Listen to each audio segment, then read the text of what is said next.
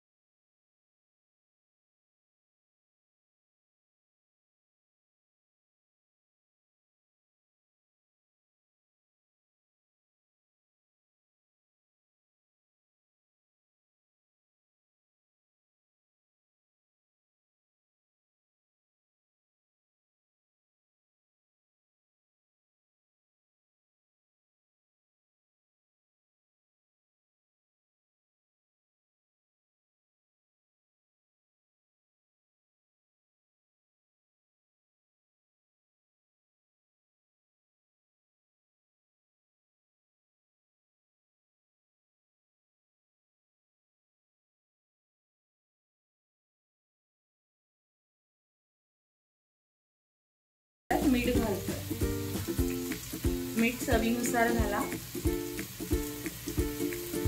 त्यानंतर आपण ह्याच्यात आहे ना, मी 2 लिटर गरम पाणी तापवलंय, पण आता मी 1 लिटरच गरम पाणी घालणार आहे। तुम्हाला हवं असेल तर तुम्ही हे कुकरमध्ये बनवू शकता। कुकरला ह्याच्यात 10 ते 12 शिट्ट्या घ्यायच्या आहेत, म्हणजे हाडं छान चावता येतील तुम्हाला।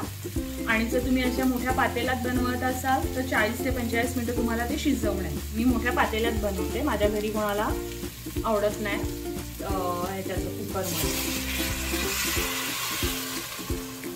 छान पाणी घातलं आपण, पाण्याला उकळी येऊन दिलेली आपण आणि मग ते पाणी घातलेलं आहे। आता एकदा आपण ढवळायचं आणि झाकण देऊन द्यायचं आहे आणि 45 मिनिटं बिलकुल ह्याची छेड काढायला नाही जायचं, काहीच करायचं नाही। तर आपली आता 45 मिनिटं झाली आहेत आणि आपण गॅस थोडा स्लो केलाय, कारण की एकदम वाफ अंगावर यायला नको म्हणून।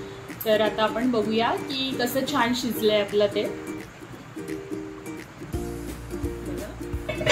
पूर्ण पाणी आटलंय आणि छान शिजलंय आपलं मटण। पाया जे ते शिजले ते बघा, थोडं मटण आणि हड्डी आपली जी आहे ती वेगळी झाली आहे, म्हणजे आपलं सूप छान शिजलेलं आहे। आता आपण ह्यात कोथिंबीर घालून सर्व करूया।